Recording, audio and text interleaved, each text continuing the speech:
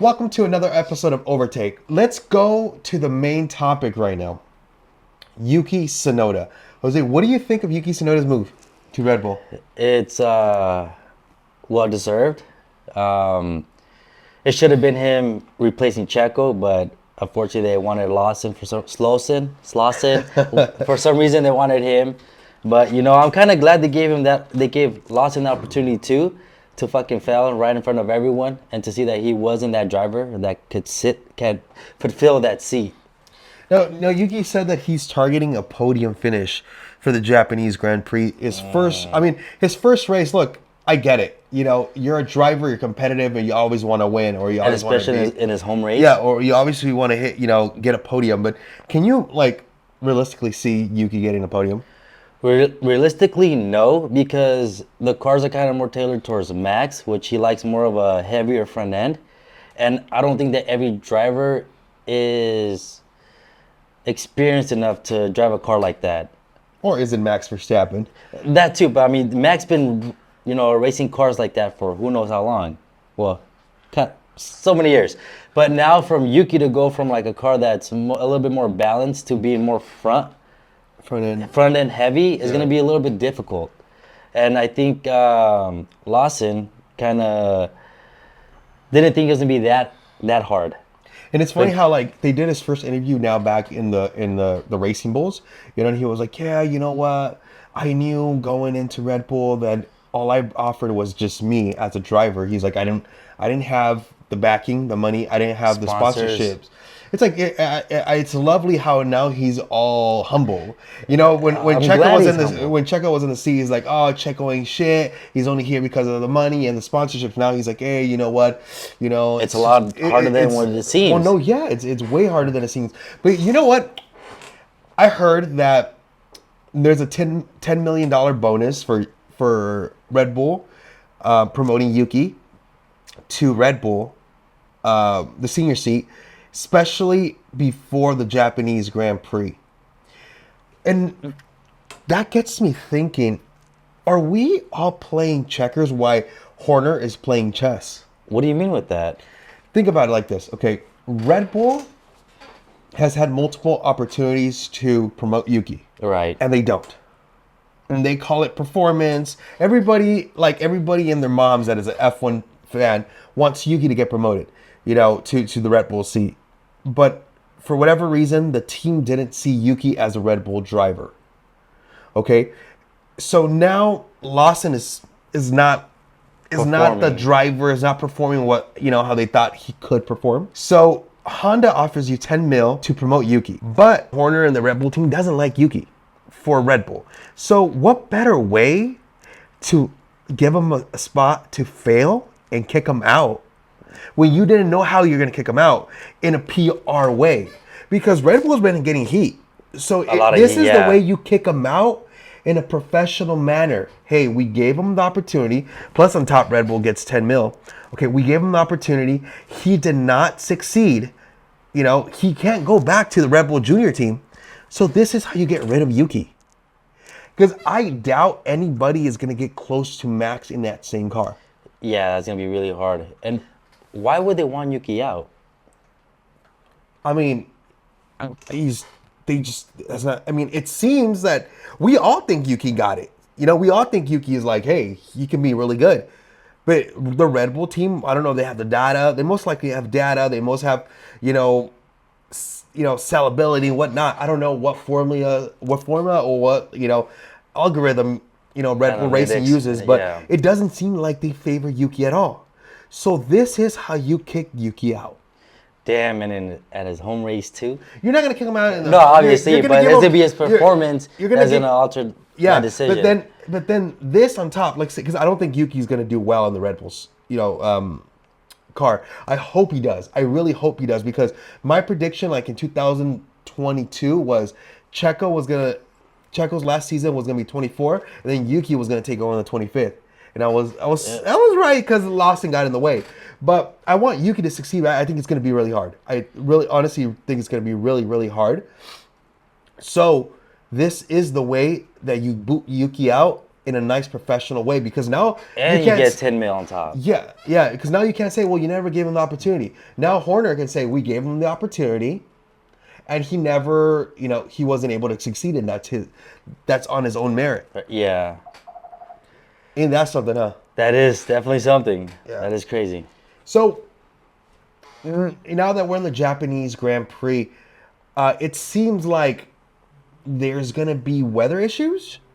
It seems like it's gonna start raining on Saturday, and it's gonna go all the way into Sunday morning, and then it's gonna calm down a little bit when the race comes. So that can be interesting. It could be like a start with in the wet, but soon get dry. Right, yeah. And that can be a good race, but it can also be that it's just the weather changes and it's just gonna be all dry. What do you prefer, wet race or? I prefer a dry race. I prefer a dry race because it's the drivers can actually push it to the limit. When it's a wet race, I mean, you do have to strategize, but it's not like a completely 100% like fair race. I think obviously everyone has strategies, but I feel like dry is the best way to like see who is the best driver. Correct. Are we still in agreement that the McLarens are the fastest cars? Oh yeah, definitely. I mean, fastest car. Yeah. It might be to their mini DRS. What are we thinking? McLaren, Mercedes, Ferrari, or McLaren, Ferrari, Mercedes? I think McLaren, Mercedes, And the Raris. and the Raris. Why is it just? Is it because of the drivers and machine, or just purely on machine? Well, drivers and machine. McLaren, obviously, Oscar been doing Well, pretty yeah, good. I mean, okay, we're already past McLaren. We know McLaren Okay. and Oscar. I mean, McLaren, Oscar, and Lando are just a league of their own. But we're talking about the second and third, best. Second and third best. So second, it would have to be Mercedes. I think Mercedes got it more locked in than Ferrari. Lewis is still having some issues with Ferrari, so that's why I'm gonna go with. I feel you though, with because Mercedes. because even Kimi is having like consistency on it. He is. He's actually doing And pretty Russell, good for a rookie. Yeah, Russell's just killing it. I agree with you. I think it's the McLarens, Mercedes, and then the Ferraris. But let's get into the odds. Okay, so we're gonna get the odds from 365 betting. First place odds, and let's see if any of these surprise you. Lando Norris plus 180. Okay, Oscar Piastri plus 187.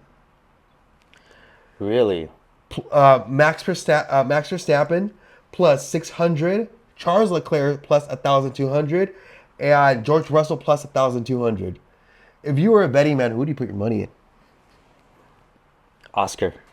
I'll put my money on Oscar. But I like it how the odds, like before they had like Oscar or Verstappen or Oscar, and then Lando was way out there. Now it's 7 points. It's 7 points from Oscar. So not just us, the fans, but also the odd makers are seeing that Oscar's really stepping it up, and he could potentially become a world champion. I'm telling you, if they let both of them just race, Oscar's gonna have a big advantage. If they let him race, I think Oscar's gonna be the world champion. I think so too. You heard it here first in the overtake. Now let's get to the winner section. Jose, who do you think is gonna be coming in third place? Okay, since it's gonna be raining, it's gonna be a wet and dry race. I'm gonna say Max Pod come in third. Oof. I got George Russell coming in third. Ooh. Okay. Who do you got coming in second? And second, I think George Russell's gonna come in second. Second, I have Lando Norris. Lando Norris. Who do you have coming in first? Oscar. I have Oscar coming in first. In the last episode, we started this segment where we ask Jose who he thinks is gonna flop. He chose a very controversial. He chose